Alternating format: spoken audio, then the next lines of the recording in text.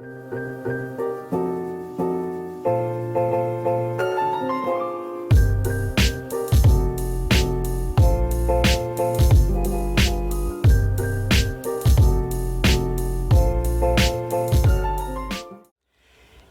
du vin, c'est notre histoire.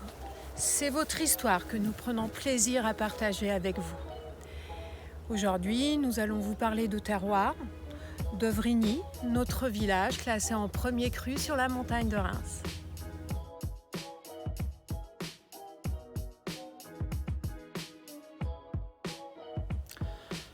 Alors, au village, on a une vraie chance à Vrigny, c'est d'avoir une exposition Est, qui est aussi la même pour la montagne de Reims. Et cette exposition permet d'avoir une température régulée.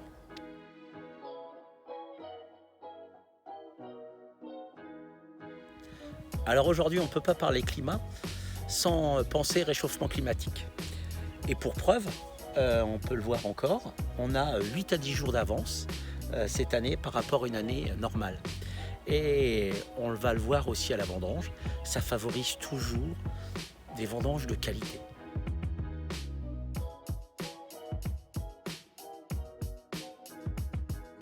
Derrière moi, vous avez l'exemple type de ce qu'est un sol champenois à Vrigny. Donc on va tout d'abord retrouver une première couche de terre végétale, ensuite de la craie et différentes couches de sédiments.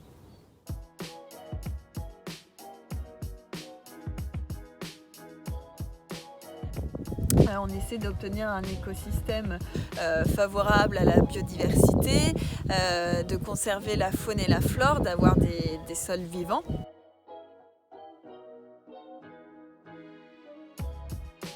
On limite le travail du sol dans nos vignes, on effectue seulement un charutage léger sous le rang et non au milieu du rang, donc on va conserver une bande enherbée. Moi j'appelle plutôt ça un binage qu'un charutage. Ce binage il va se faire grâce à des outils rotatifs que l'on va régler de manière à ne pas détruire la couche humique.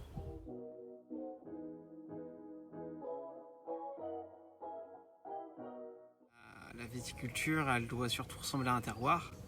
Donc l'homme par rapport à la vigne et à son terroir, ne doit pas être dominant. Il doit justement accompagner la vigne.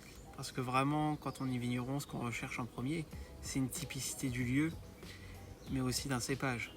Donc plus on intervient, plus on va lisser ce côté terroir, voire même le côté cépage. Donc c'est pour ça que l'homme doit être présent, mais peu interventionniste finalement.